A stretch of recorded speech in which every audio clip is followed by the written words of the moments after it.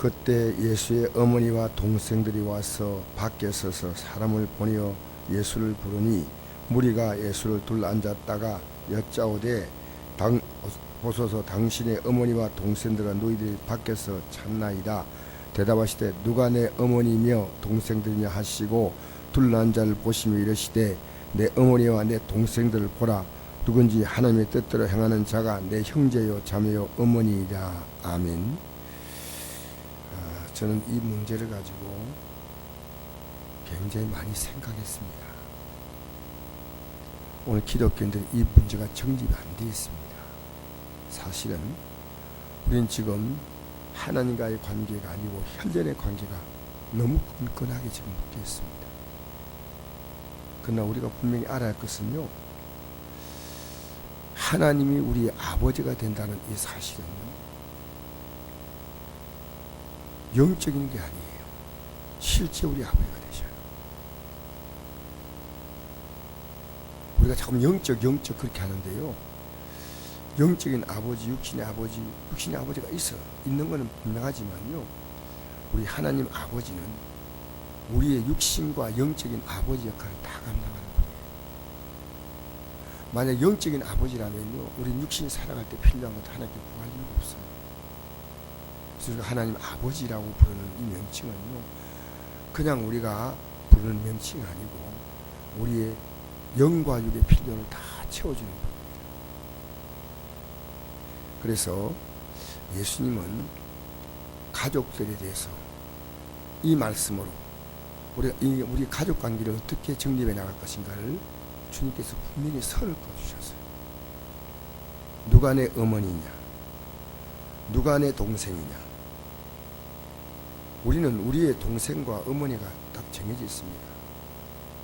그런데 예수님은 다른 정의를 하시는 겁니다. 누가 내 어머니냐, 참 무서운 얘기죠. 이런 불효가 어디 있습니까? 어머니가 있는데 누가 내 어머니냐, 동생이냐. 동생이 분명히 있습니다. 둘러앉은 자를 보시며 이르시되 내 어머니와 동생들을 보라. 누구든지 하나님의 뜻대로 행하는 자가 내 형제요 자매요 어머니이다. 여러분 성경을 자세히 보면 알겠지만 12제자의 가족들에 대한 내용이 별로 안 나옵니다. 사도 바울이 가족을 구원했다는 이런 내용이 안 나옵니다. 베드로와 안드레가 형제다 이렇게 나오죠. 야고보와 요한은 형제다 그렇게 나옵니다. 그리고 베드로의 장모 얘기가 나옵니다. 베드로는 직접 언급하지 않았지만 사도 바울이 베드로의 부인에 대해서 늘 전도할 때 같이 다닌다는 것을 언급한 것이 나옵니다. 여러분, 하나님 아버지가 우리는 실제라고 느끼지 않습니다. 영적인 아버지를 생각하지만 성경을 볼 때는 그렇지 않습니다. 그리고 우리 예수님은 족보로 말하면 우리의 형님입니다. 실제로 가장 좋은 형님. 로마서 8장 29절에 보니까 하나님 미리 아신 자들 또한 그 아들의 형상을 본받게 할 이 아들이 예수님이죠.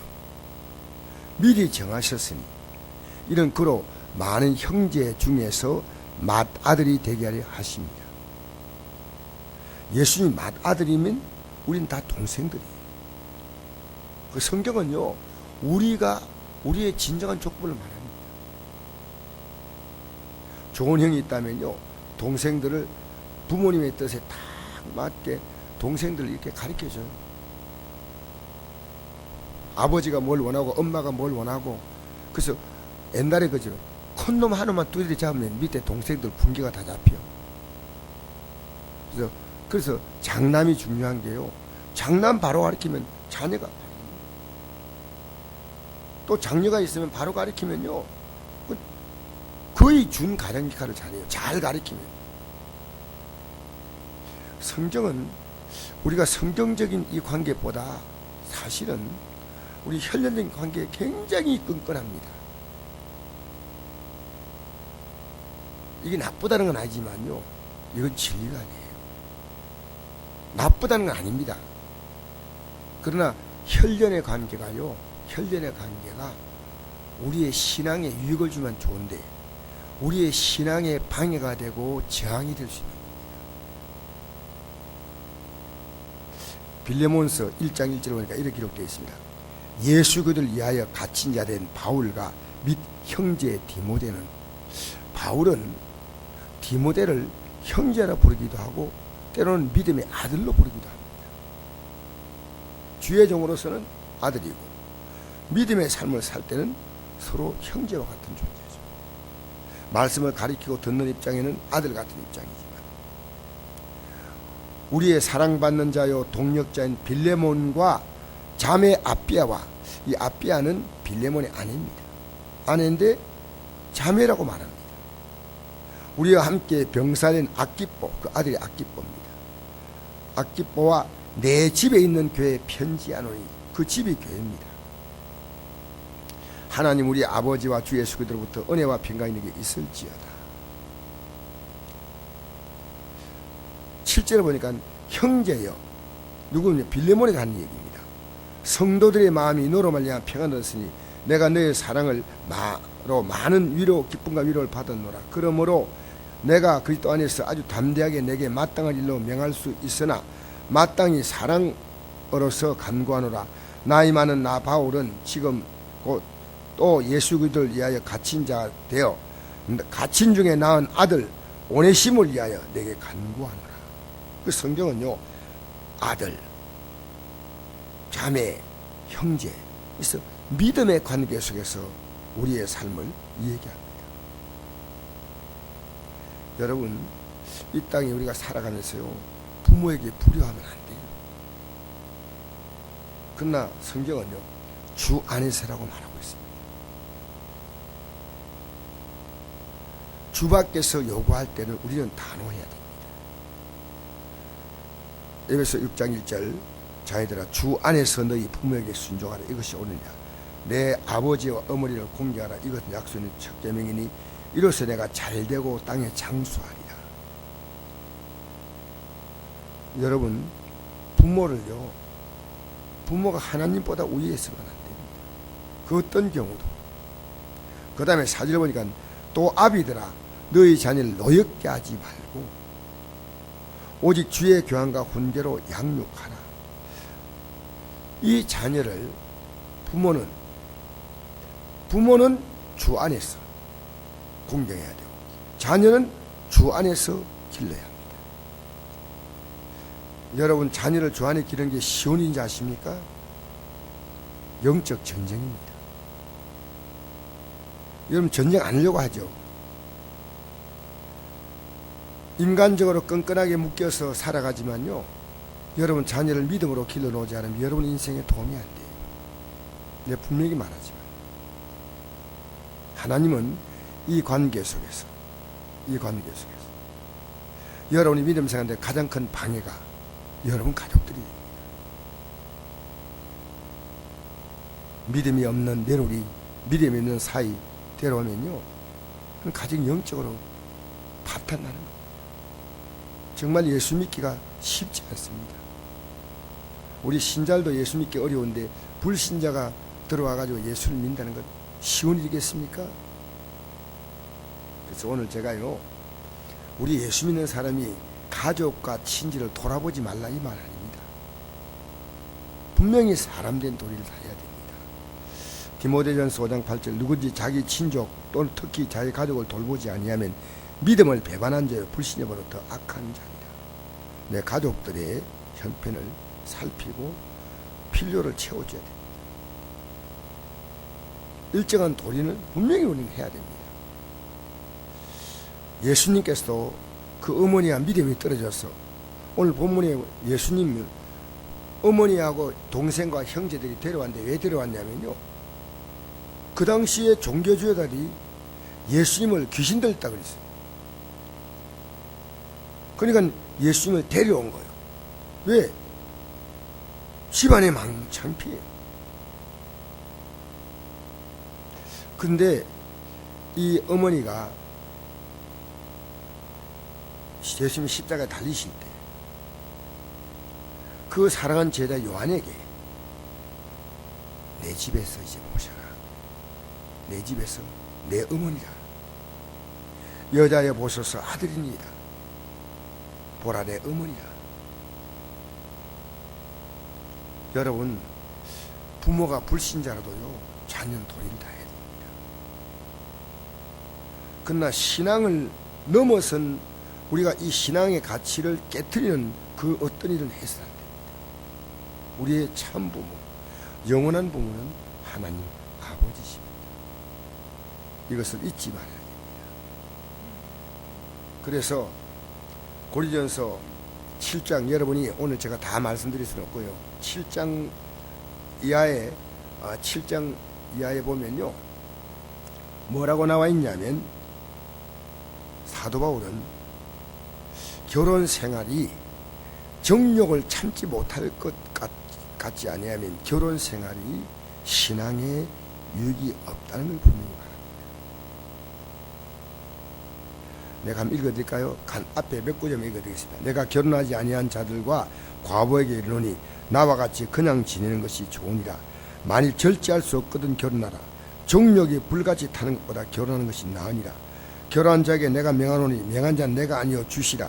여자는 남편에게서 갈라서지 말고 만일 갈라섰으면 그대로 지낸지 다시 그 남편 화합하지 하라. 남편도 아내를 버리지 말라. 이 쭉 나옵니다. 그리고 이렇게 말합니다. 아내된 자여 내가 남편을 구원할지 어찌 알리요? 알 수 있으며 남편 자여 내가 내 아내를 구원하였는지 어찌 알 수 있으리요?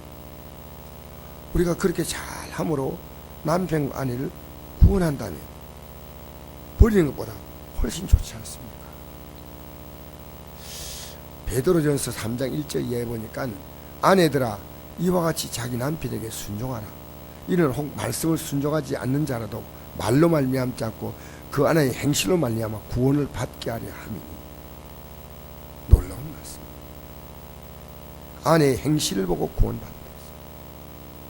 부부의 구원은요, 믿음을 가진 사람이 행실이 변환되면 문은 영원히 열리지 않습니다. 정말 아주 중요한 문제입니다. 뭘 보고 믿겠습니까? 우리가 믿는 우리의 삶을 보면서 그들은 감동하기도 하고 고개를 흔들기도 합니다. 우리는 신앙이요 좋은 본을 보여야 돼요. 먼저 남편이 예수 믿었으면요 아내에게 예수 믿는 것이 뭔가 보여줘야 돼요. 아내가 먼저 믿으면 예수 믿는 것이 뭔가 보여줘야 돼요. 부모가 먼저 예수 믿으면 자녀에게 예수 믿는 것이 뭔지 보여줘야 돼요. 할머니 할아버지가 먼저 믿었으면 예수 믿는 것이 뭔지 보여줘야 돼요. 예수 믿는 게 다르구나. 5절에 보니까 전에 하나님께 소망을 두었던 거룩한 부녀들도 이와 같이 자기 남편에게 순종함으로 자기를 단장하였나니. 여인의 가장 아름다운 단장, 바로 앞절에는 이렇게 나옵니다. 화장하고 이렇게 나오는데요, 목걸이하고 귀걸이하고 막 이런 이 얘기 앞에 나오더라고요. 그 내용을 내가 생략했습니다. 하나님께 소망을 둔 거룩한 부인들은 순종함으로 남편에게 자기를 단장했다. 여러분, 하나님 말씀과 어긋나지 않으면요 순종해야 돼요. 그것이 여인에게 아름다운 자기 단장이에요. 사라가 아브라함을 주라 칭하여 순종같이 너희는 선을 행하고 아무 두려움에도 놀라지 않으며 그의 딸이 된 것이니라. 하나님의 딸이 된 자는 남편에게 순종한다는 거예요. 남편들아 이와 같이 지식을 따라 너희 아내와 동거하고 그는 더 연약한 그릇이요 또 생명의 은혜를 함께 이어받을 자로 알아 귀히 여기라. 이는 너희 기도가 막히지 아니하게 하려 함이니 또는 그 아내를 더 연약한 그릇으로 여겨 지식을 따라 동거하라. 이렇게 나옵니다. 고린도서 7장에 보니까요, 결혼하는 자에게는 어떻게 하면 남편을 기쁘게 할까, 자녀를 기쁘게 할까, 그렇게 될 수밖에 없다는 내용이 쭉 나옵니다. 제가 다 말씀드릴 시간 없고 여러분이 고린도서 7장은 읽어보시면서 오늘 집에 숙제 안 드리겠습니다. 참고를 한번 읽으면서 여러분 나름대로의 또 생각을 정립하시길 부탁드립니다. 이제 마지막 제가 결론드린데 누가복음 12장 49절에 보니까 내가 불을 땅에 던지려고 하노니, 이 성령의 불이죠. 이 불이 이미 붙었으면 내가 무엇을 원하리요? 나는 받을 세례가 있으니 그 시류까지 나의 답답이 어떠하겠느냐. 이건 여러 번 설명했어요. 예수님은 십자가의 죽음의 세례를 받는 거예요. 예수님은 물 세례도 받고 성령의 세례를 받았지만 우리를 위해서 죽음의 세례를 받았어요. 죽음. 그래서 우리가 성령을 받을 수 있는 것은요, 예수님이 십자가의 죽음을 통해서 우리의 죄를 용서하는 그 길을 열어놓았기 때문에 성령이 오시는 거예요. 예수님의 이름으로 회개하면 우리 죄가 언제나 용서받잖아요. 그러니까 성령이 오실 수 있는 길을 여는 게 예수 십자가 사건이에요. 할렐루야. 예수 십자가 사건은 여러분과 제가 성령 받을 수 있는 길을 열어놓은 거예요. 그러니까 회개하지 않으면 성령 못 받아. 정말 중요한 겁니다. 성령을 생수로 표현하지 않습니까? 여러분, 우리가 물을 마시면 물은 온몸을 다 흘러들어가서 피부를, 세포를 살리고 피를 깨끗하게 하고, 이 물은, 이 생수, 성령은요, 우리의 삶에 구석구석 들어가요. 나를 믿는 자는 성경에는 같이 겁의 생수가 넘치나니라. 이는 나를 믿는 자가 받을 성령을 그렇게 말씀하신 것이다. 우리의 성령은요, 우리의 삶의 전 분야, 물이 들어가면 우리 몸 전체를 흐르듯이 생수는, 성령은 그렇게 우리 몸에 영향을 줍니다. 근데 무엇보다도 여러분 가족들에게 영향을 줍니다. 그것이 바로 그 다음 구절이에요. 내가 세상에 합병을 주로 온 줄로 아느냐? 내가 너기로니 아니라 도리어 분쟁하게 하려 합니다. 아니 무슨 얘기입니까? 분쟁한다니. 성령이 오면요, 영적인 전쟁이 시작됩니다. 여러분 정적 전쟁 안 했다? 그럼 여러분 가족이 믿음이 굉장히 좋은 사람들이에요. 굉장히 좋으면 전쟁할 필요가 없어요. 서로 같이 힘을 서로 막 모아서 같이 믿음 생활하고 간증하고 용기 주고 기도해주고 하는데, 믿음이 없으면요 가만히 있을 수가 없어요.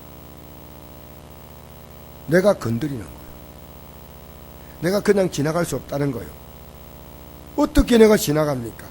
내가 진리를 알지인데 진리를 전할까 되겠습니까? 그러면 그들은 저항합니다. 강력하게 저항합니다. 여러분, 저는요 내 자녀하고 이 전쟁을 계속하고 있습니다. 솔직한 얘기예요. 왜? 하나님 원하시는 믿음을 세워야 하는데 이게 너무 힘듭니다. 솔직한 얘기예요. 제가 솔직한 얘기합니다. 내가 하나님 앞에서 목사가 아니고 내가 진짜 바른 신앙 양심을 갖고 있다면, 주님이 원하시는 것이면 믿음이 뭡니까? 믿음은 하나님을 기쁘시게 하는 게 믿음이에요. 히브리서 11장 6절 보십시오. 믿음이 없이 하나님을 기쁘시게 못하나니 나를 기쁘게 하는 믿음 아니에요. 믿음은 하나님 기쁘시게 하는 거예요. 내 인생이 하나님 손에 다 잡혀 있는 거예요. 오늘 우리가 무속신앙이 뭔지 압니까? 기독교 무속신앙은요, 하나님 나 좀 기쁘게 해달라는 거예요. 그거 아닙니다. 믿음은 하나님 기쁘게 하는 거예요. 하나님 뭘 기뻐할 것이냐? 왜? 이미 우리의 삶은, 이제 우리의 삶은 결론이 다 내려졌고, 이제 우리 삶은 전부 다 어떤 의미에서는 끝난 거예요. 왜? 우리가 앉을 자리와 누릴 영광이 다 준비되어 있습니다. 마태복음 24장 14절 보니까 끝까지 견디는 자는 구원을 얻으리라. 이 믿음 붙들고 세상 유혹이라도 흔들리지 않고 가야 합니다. 여러분 분쟁해 봤습니까? 저는 사실은 새벽에 나와서 이런 말씀드리면 그렇지만요, 아침에 일찍 나서 이런 문제를 생각했습니다. 제가 양심이 있었진데, 신앙 양심이 있었진데 내가 침묵할 수가 없습니다. 제가 오늘 저녁이나 아니면 주일날 이 말씀드려요. 사도 바울이 이렇게 말했습니다. 내가 여러분들의 피에 대해서 깨끗하다 하는 말씀입니다. 사도행전 20장에 나옵니다. 제가 이 설교를 그날 수요일날 하려다가 다 못했어요. 여러분 피해야 될 거다라 그 말은요, 예수 믿고 구원받아야 될 사람들에게 복음을 전하지 못하면 피해야 될 거다. 그들은 구원받지 못하잖아요. 예수님이 흘리신 피가 우리에게 유효하다면, 그 피의 공로를 인다면 우리는 이제 그 피의 공로를 전해야 됩니다. 여러분, 세상 가치에 빠져서 나는 우리 예배가요 대단한 신앙이 아니고 우리가 드린 예배가 우리의 신앙의 가장 기본이라고 생각합니다. 물론 우리가 다원화된 사회가 돼서 새벽에 나올 수 있고 저녁에 나올 수 있지만요, 여러분 주 앞에 나오는데 우리가 힘을 써야 됩니다. 모이기를 힘써야 합니다. 그래야 날마다 말씀을 듣지 않습니까? 그래서 내가 세상에 화평을 주러 온 줄로 아느냐, 너에게 눈이 아니라 도리어 분쟁해야 합니다. 아버지가 아들과, 아들이 아버지와, 어머니가 딸과, 딸이 어머니와, 어머니가 시어머니가 며느리와, 며느리와 시어머니가 분쟁하리라 하십니다. 이렇게 말했습니다. 아버지나 어머니를 나보다도 사랑하는 자도 내게 합당하지 아니하고, 아들이나 딸을 나보다도 사랑하는 자도 내게 합당하지 아니하다. 다르게 말하면요, 그들이 하나님을 사랑하도록 만드는 겁니다. 그들이 하나님을 섬기도록 만드는 겁니다. 그들의 믿음이 어땠든 내 손자 손녀니까 귀엽다? 아닙니다. 철저하게 육적인 겁니다. 그들이 하나님께 사랑받는 반열에 올려놓으십시오. 언제까지 우리 부모가 책임져야 합니까? 믿음은 영원 연금이에요. 평생 하나님이 그 손을 붙잡아 주시고 그가 하나님의 손을 붙잡고 사는 거예요. 믿음이 없으면요, 하나님 붙잡을 생각도 없고 세상 붙잡고 살아요. 그래서 어느 정도 크면요, 내가 하나님 붙잡으라 해도요 세상 안 놔요. 그냥 세상 붙들고 가는 거예요. 어릴 때 세상 붙들지 말고 한 손은 주님 붙들라고 말해야 됩니다. 이거 지금 가르쳐야 됩니다. 이거 가르치는데 우리가 성실하지 못해요. 제가요, 여러분 자랑하는 건 아닙니다. 그러나 자녀하고 지금 이것 아니면 저는 걱정이 없어요. 어쩐 자녀를요 하나님이 기뻐하는 믿음의 반열에 세워놓는다. 이것 하나가 자녀가 잘 사냐 못 사냐 이게 되게 중요한 거 아니에요. 왜? 하나님께 사랑받는 자가 돼야 돼요. 할렐루야. 여러분 갈라디아서 6장 10절 말씀 읽고 제가 마치겠는데, 이 말씀이 뭔 뜻인가를 잘 생각하십시오. 그러므로 8절부터 읽겠습니다. 우리가 선을 행하되 낙심하지 말지니 포기하지 않으면 때가 이름에 거두리라. 그러므로 우리는 기회 있는 대로 모든 이에게 착한 일 하되 더욱 믿음의 가정들에게 할지이다. 뭘 얘기하냐면 우리는 믿음의 가족들이 더 중요하다는 거예요. 이게 여러분이 살아온 삶의 패러다임이 바뀌는 거예요. 나는 교인이요, 우리 성도들이 너무너무 좋아요. 너무너무 감사하고요. 너무너무 귀하고요. 여러분 그렇습니까? 믿음의 가족들이 더 중요하다는 거예요. 믿음의 가족들. 여러분 이 험한 세상에 믿음의 가족들이 서로 믿음으로 끌어주면서, 믿음으로 세워주면서, 믿음으로 격려하면서 이 믿음의 길을 가야 합니다. 우리 혼자 힘으로 가기가 너무 벅찬 길이니까 여러분 믿음의 가족들을 우리가 다른 거요, 인간적으로 자꾸만 교제하려 하지 말고요, 가능한 한 믿음으로 교제하고 믿음으로 용기 주고 기도로 격려해 주고, 할렐루야. 기도하겠습니다. 아버지 하나님 감사합니다. 이 아침에 나온